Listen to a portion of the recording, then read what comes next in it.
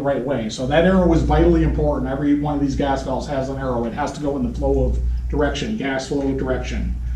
The arrow on the valve body indicates the required direction for gas flow. It points from the supply inlet to the manifold outlet. On the J and G models, the arrow is on the side. On the H model is on the bottom. When you're installing a new gas valve, make sure that is going the right direction, guys. Don't be El Cheapo AC. This is a really important slide right here. When you guys are changing out a gas valve, you need to put a little bit of thread sealant or pipe dope on there. Do not booger up those last two threads, okay? Keep those last two threads clean. The reason is, why do you think that would need those last two threads to be clean right there? When I screw that in, what's gonna happen, all that pipe dope? Is it gonna go smushing into the valve? Absolutely it will. And now it'll clog up those orifices, those really tiny little ports I was telling you about. So make sure that you keep those clean. When you tighten it up, it's just check it with soap bubbles. You know, once you get that on there, tightened up, you don't have to wrench it on there. If you notice, this is cast aluminum right here. And we'll talk about that in a second, but that's cast aluminum. If you over tighten that, it will crack. So, I mean, you got some pretty beefy armors back there. Just get it nice and tight. You don't have to get it tight, Arnold Schwarzenegger tight, but get it tight and then soap bubble check it. If you don't have any leaks, you're golden.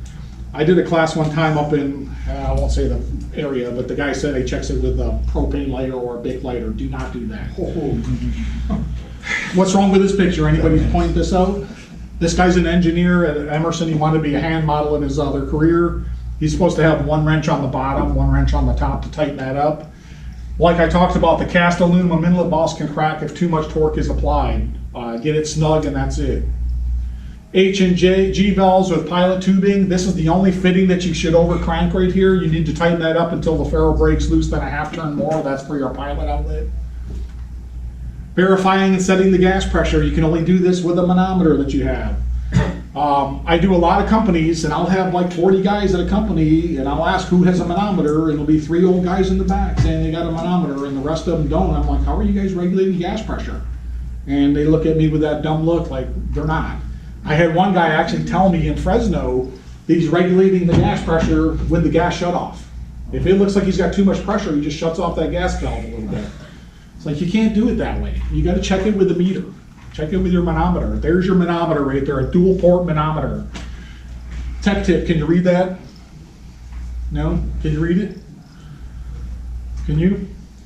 Tech tip, for a manometer or magnehelic gauge to be properly used, they must be calibrated to 0 before each use to compensate for changes in elevation and barometric pressure. That's very important. California is usually stuck with a high pressure over its butt all the time, right? Well, then we get these winter storms come through, that low pressure system comes through. That's gonna change your meter. That's gonna change this manometer. So make sure you zero that baby out every time. I also do calls up in like Tahoe. Is there a difference between Reno and Tahoe in elevation? Heck yeah, there is. How about like Jackson to the valley floor? Big difference, right? So if you're doing a service call up at Jackson, then you're down in Modesto, you wanna make sure you zero that sucker out, otherwise you're gonna get a bad reading. When I was in the field, we used these old water manometers. Did you have a water manometer? No? That's what they look like right there. You look like Doc Brown from Back to the Future. You have this blanket that you're unfolding, and you got all these tubes, and got this water magnehelic gauge, and this gauge here. And now you guys have this nice dual port manometer from UEI, which they do sell at Johnstone, but they're really a good manometer to have on your truck. Locating the gas pressure taps, you got to know where these are at on a gas valve and how to check them. Basically, there's the screw-in style like this, and then there's a tower style like that you can use this little plastic tube on, but they're all out there today, just so you know. Outlet pressure test and inlet pressure test, very important to understand that there is an inlet and outlet. They are different readings. J valve inlet tower pressure step. You want to make sure that you ensure gas pressure is shut off when opening your gas pressure taps to connect the manifold pressure tubing, and then open it back up and call for heat to check it, just so you know. Gas pressure can only be accurately tested during a call for heat. Measuring inlet pressure without gas actively flowing through the valve as a deadhead reading will not reveal any line pressure issues. I've gone on service calls with people before and they're saying, man, I can't get this unit, the gas pressure won't regulate. And I'll watch the guy hook up his manometer and then not turn on the furnace. He's like, see, I'm not getting anything. It's like, well, dude, your heat's not on. You gotta turn your heat on to measure that.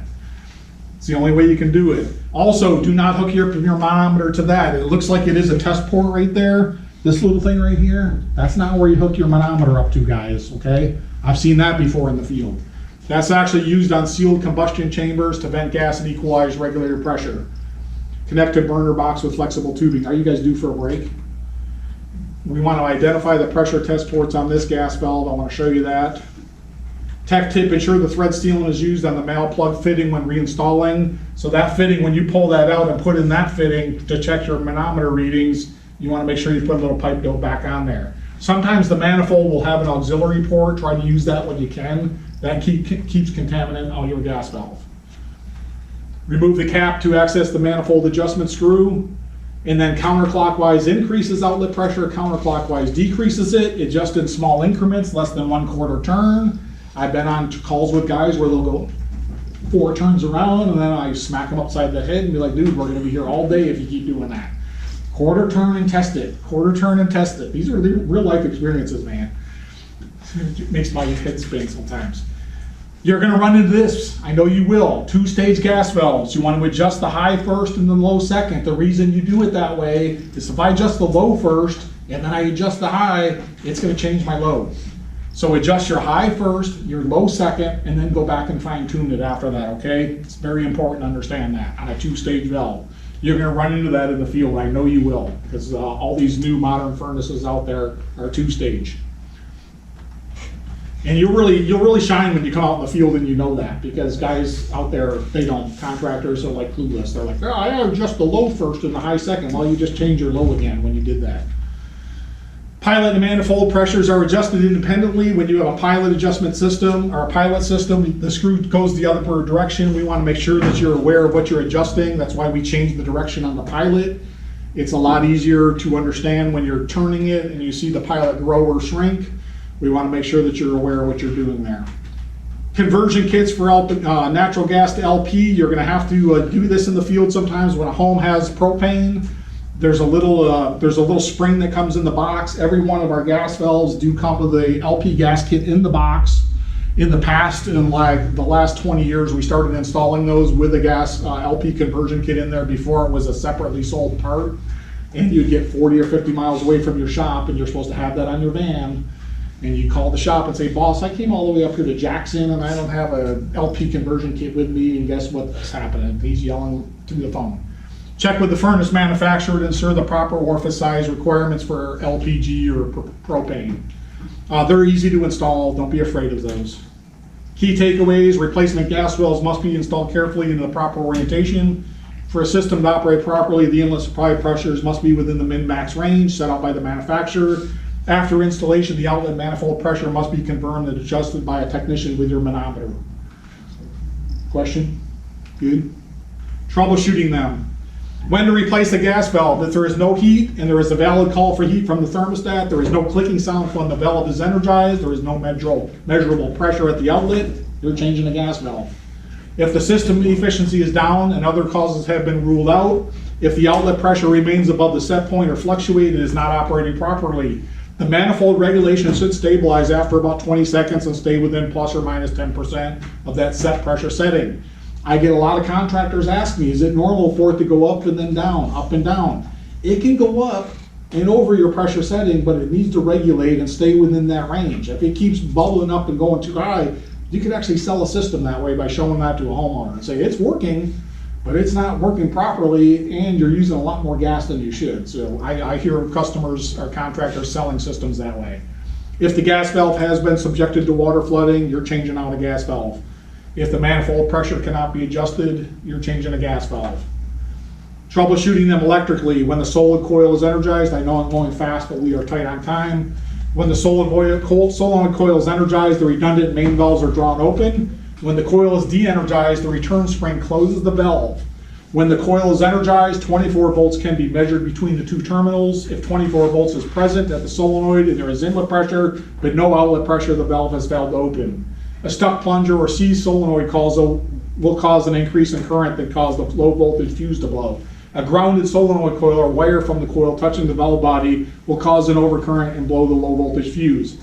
Can you tap on a gas valve and get that to unlock? Absolutely you can. It may be an intermittent problem, but make sure you tell the homeowner, I fixed it, but it could happen tonight when I leave, it could happen 3 years from now, I don't know. But sometimes you can just tap on them, not with a hammer, just get your nut driver out, give it a few whacks, and sometimes that plunger will open up and solve the problem. If you get lucky, you might wanna pinch your fingers together. It does happen now. Troubleshooting them mechanically, high outlet pressure, regulator set too high. This can increase overall system temperature and rise in outlet temperatures, can cause burner liftoff noise and flame impingement, can overheat and perforate the heat exchanger. Very, very important. Heat exchangers have a lifetime warranty on them now, or 25 years, but sometimes a lifetime warranty. If you crack that heat exchanger, that homeowner's gonna want you to change out a heat exchanger. They are not fun. I've only done 2 in my entire career. They are not a blast, but they do have a lifetime warranty on these new units. They can permanently damage the diaphragm. Results from dirty or clogged internal bypass channels in the regulator body, corrosion and contamination due to excessive moisture or flooding. Also can result in slow closing the action of the valve as well. Like I said, these are really tiny ports, even though they look big here.